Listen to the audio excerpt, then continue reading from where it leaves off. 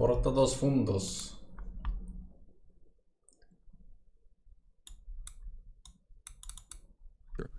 But the fact is now Bibi and the Israeli hard right government has a mandate.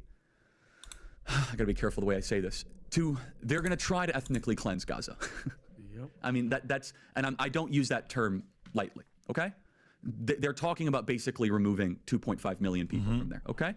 And honestly, they have a mandate to go seek justice and revenge. They do. This idea that they need to have a truce or a peace treaty, that's morally crap after you see women and children be burned alive and dragged through the streets.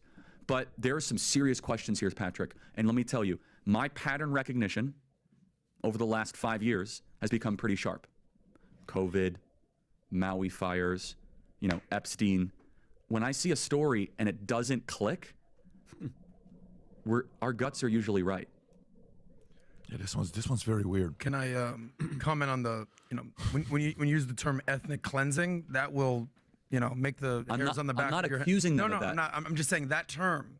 I actually did some research specifically on that because that is a very slippery slope. And if you actually want to talk about what Jews and even Christians should be most fearful of, Muslims as well, is the concept of ethnic cleansing. So I just want to be very sorry to interrupt. Sure. I'm saying that's what they're going to be accused of. Correct. But if there are some people in public life in Israel that, Patrick, what did your pilot guy say?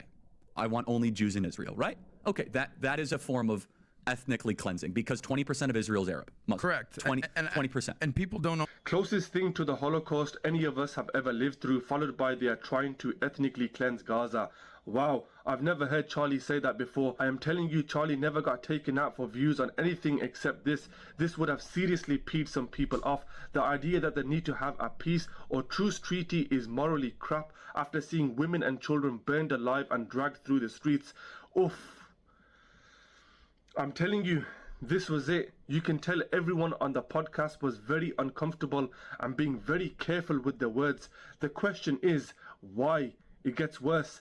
Let's continue. My plea to Israel is be precise, be focused in your retaliation. You have a moral right to go and seek the blood of the people that did this.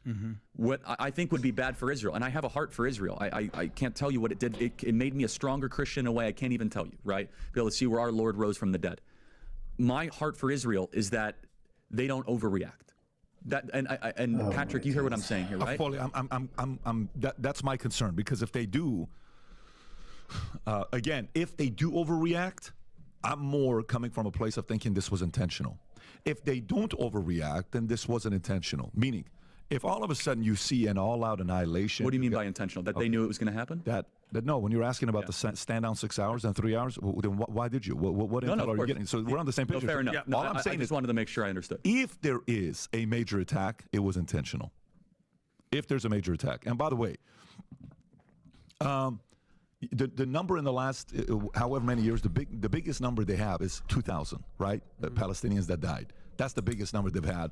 And in Gaza, if you look at the Gaza Strip, if you can pull up the map so you can kind of show Gaza Strip, the West Bank, and where Hezbollah's coming from Lebanon. Yeah, but in West Bank, it's a different story, because in West Bank, at least 40. Oh my god, so fucking boring. What the fuck? My god in heaven. Alright, we are fucking done with links, chat. We're done with links.